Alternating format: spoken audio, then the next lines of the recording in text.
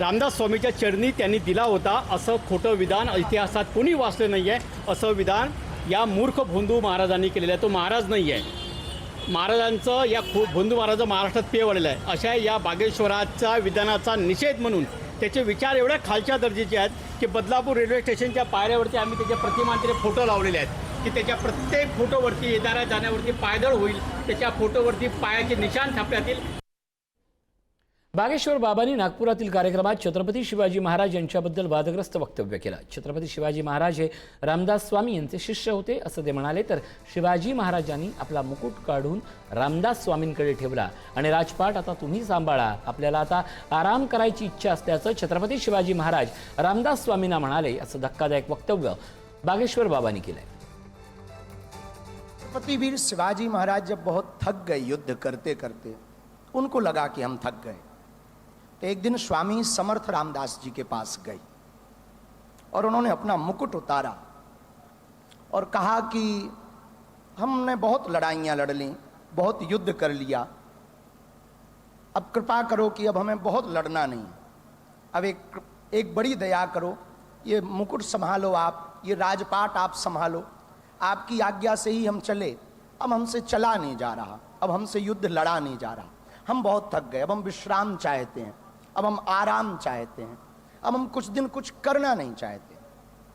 मुस्कुराते हुए स्वामी समर्थ रामदास भगवान ने कहा, ठीक है, हमें स्वीकार है, लेकिन एक बात हम कहना चाह रहे, आप हमारे कौन हो? बोले हम आपके शिष्य हैं। तो वो हम कौन हैं? बोले आप गुरु हो।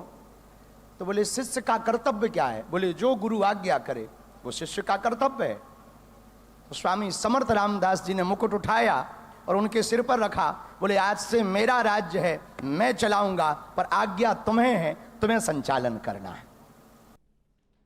साधू महंत मत मांडत असतात आणि या संदर्भात अशी प्रतिक्रिया मुख्यमंत्री फडणवीसांनी बागेश्वर महाराजांच्या वादग्रस्त विधानावर दिली आहे। संघाने संत संस्कृतीला माणसं दिली आहेत, इतिहासात असा कुठला दाखला नसल्याचंही सीएम म्हणाले आहेत। लोककथा तयार होतात, रामायण आणि महाभारताबाबतही लोककथाच आहेत, जो इतिहास शिकलोय त्यात असा दाखला नाही असं स्पष्टीकरण फडणवीस यांनी दिलं।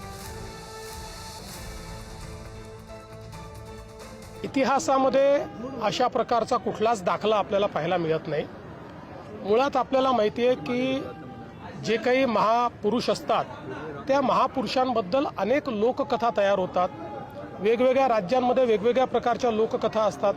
आपल्याला माहिती आहे रामायण आणि महाभारताच्या संदर्भातही अनेक लोककथा आहेत, त्या सगळ्याच इतिहासावर किंवा त्या ठिकाणी परिस्थितीवर अवलंबून अशा पद्धतीच्या त्या ठिकाणी तयार होत असतात किंवा झालेल्या आहेत। म्हणून मला असं वाटतं की मी याच्यावर एवढंच म्हणेन, जो इतिहास आपण शिकलेलो आहे तशा इतिहासामध्ये किंवा आपल्या इथे जे काही ग्रंथ उपलब्ध आहेत त्याच्यामध्ये अशा प्रकारचा कुठलाही दाखला नाही। बागेश्वर धाम यांचं जे वक्तव्य आहे विकृत, जेवढं विकृत वक्तव्य गायकवाडांचं आहे अगदी तेवढंच विकृत वक्तव्य हे बागेश्वर धाम हा जो काही महाराज आहे, हा काही भोंदू बाबा जो आहे यांचं देखील तशाच प्रकारचं आहे। जे जबाबदार लोकप्रतिनिधी, जे मंत्री आहेत, जे मुख्यमंत्री आहेत, स्वयंसेवक संघाचे जे प्रमुख आहेत, यांच्या उपस्थितीत ते काय बोलले की शिवाजी महाराजांच्या संदर्भात ते थकलेले हरलेले त्यांनी मुकुट काढून ठेवला। अरे कोणत्या दंतकथा सांगताय तुम्ही? कोणाच्या संदर्भात सांगताय? तुम्हाला लाज वाटली पाहिजे। सांगणारा तो विकृत आणि बेशरम आहेच, मात्र ऐकणारे देखील बेशरम आहेत असं जर म्हटलं तर चुकीचं होणार नाही। दरम्यान बागेश्वर बाबांच्या विधानांवरून त्यांच्यावर आता टीकेची जोड उठली आहे। आता जे चाललेलं आहे ती महाराष्ट्राची संस्कृती, जी लढवय्या संस्कृती आहे, याच्यावर उत्तरेकडची लोक येऊन घाला लागलेले आहेत। हे सुव्यवस्थित षडयंत्र आहे का? शिवाजी महाराजांची आणि महाराष्ट्राची एक जे काय बदनामी करायची आणि वारंवार अशी विसंगत विधानं करायची आणि अशा विसंगत विधानं करणाऱ्यांना परत बक्षिशी द्यायची, असं हे सगळी पद्धत आहे का? तुम्ही आमचा इतिहास आम्ही बघून घेतो ना, आमच्याकडं खूप मोठी माणसं होऊन गेली इतिहास सांगणारी बोलणारी। ह्या उत्तरेतल्या येऊन माणसांनी भामट्यांनी महाराष्ट्राचा इतिहास सांगावं, एवढं महाराष्ट्राची लेखणी आणि विचारवंत काही हे झालेलं नाही आहेत। आता या काही महाराजांनी ना, मला वाटतं महाराजगिरी सोडून आता राजकारण करावं। स्पष्ट मत आहे माझं. प्रत्येक जण उठतो, राजकारणामध्ये धडे द्यायला लागलेला आहे. शिवाजी महाराज थकले होते, तुम्हाला माहिती ते थकले होते. मग तो टोप काढल्यानंतर लगेच देऊन टाकला रामदास स्वामीकडे. काही कथोकल्पित कहाण्या करणं या महाराजांनी थांबवल्या पाहिजे. महाराष्ट्रामध्ये येऊन अनेक वेळेला यांनी असे उलटे सुलटे स्टेटमेंट केलेले, त्यामुळं संभ्रम तयार करून आणि मग त्याचा चीड निर्माण होते या महाराष्ट्रामध्ये. असा प्रकारचा संभ्रम निर्माण करण्यापेक्षा महाराजगी सोडून आपण राजकारण केलं तर त्याबद्दल आमचं काही दुमत नाही. कोण हा बागेश्वर महाराज? कोण? काय इतिहास तज्ञ आहे? कोण आहे? त्याला काय अक्कल आहे? आणि अक्कल नसलेल्या लोकांच्या बद्दल आपण का चर्चा करतोय? त्याचं काय ऐतिहासिक काही त्याच्यावर डिग्री आहे का? त्याचा अभ्यास आहे काय? काय आहे त्या बागेश्वर महाराजाचं? आणि तो काही बोलतो आणि त्याच्यावर आपण चर्चा करायची? मला असं वाटतं आपण स्वतःहून विचार केला पाहिजे की बोलणारी व्यक्ती सुज्ञ आहे की नाहीये. एखादा रस्त्यावरचा वेडा काहीतरी बोलतोय आणि त्याच्यावर आपण पत्रकार परिषदेमध्ये चर्चा करतोय, मला वाटतं ते योग्य ठरणार नाही. सर्व मनुवादी लोकांचा, ब्राह्मण्यवादी लोकांचा एक मोहीम षडयंत्र ठरलेलं आहे की छत्रपती शिवरायांना संकुचित करायचं, रामदास स्वामी मानगुटावर बसवायचे आणि रामदास स्वामीचे सर्व मनुवादी विचार महाराष्ट्रभर पसरवायचे. हेच त्यांचं षडयंत्र चाललेलं आहे. संभाजी भिडे सारखे धारकरी कुठे आहेत? कुठे आहेत स्वतःला हिंदू धर्मरक्षक म्हणवणारे? कुठे आहेत स्वतःला शिवप्रेमी म्हणवणारे? रोज छत्रपती शिवरायांचा जाणीवपूर्वक हे मनुवादी लोक अवमान करतायत. त्यांचा मी तीव्र निषेध करतो. बागेश्वर बाबाचा तीव्र निषेध करतो. बागेश्वर बाबा अत्यंत चुकीचे विधाने करत आहे, हे अत्यंत खेदाची बाब आहे.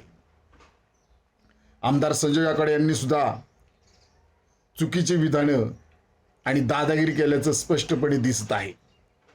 तरी सुद्धा त्यांच्यावर कोणतीच कारवाई होत नाही. रिपब्लिकन पार्टीमध्ये खरात पक्षातर्फे आम्ही महाराष्ट्राचे माननीय मुख्यमंत्री देवेंद्र फडणवीस साहेब आपणास मागणी करत आहे की बागेश्वर बाबा आणि आमदार संजय गायकवाड यांच्या मुसक्या आवळा, त्यांना तात्काळ अटक करा, त्यांच्यावर कायदेशीर कारवाई करा आणि त्यांचा कडलोट सुद्धा करावा, अशी सुद्धा मागणी आम्ही आपणास करत आहोत. दरम्यान बागेश्वर बाबांच्या तोंडून चुकीचा इतिहास वदवून घेतला, चुकीचा इतिहास महाराष्ट्र कधीही खपवून घेणार नाही, राष्ट्रवादीचे नेते अमोल मिटकरी यांनी ही संतप्त प्रतिक्रिया दिली आहे. बागेश्वर बाबाला भोंदू खरात सोबत ट्रीटमेंटला पाठवायला हवं असंही मिटकरी यांनी टोला लगावला आहे. बाहेरच्या उपऱ्यांनी छत्रपतींवर बोलावं ही एक नवीन चाल असल्याचं मिटकरी म्हणाले. काय ट्विट केलंय पाहूयात.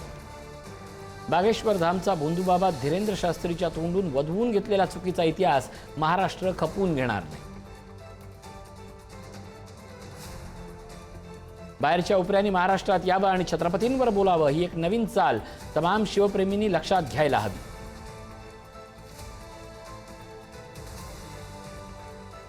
शिवरायांनी निर्माण केलेलं स्वराज्य कुणाच्या झोळीत समर्पित करण्याइतपत बोलायची हिंमत अशा मूर्खांमधून येते कुठे हा प्रश्न आहे. तुका म्हणे ऐशा नरा मोजूनी माराव्या पैजारा.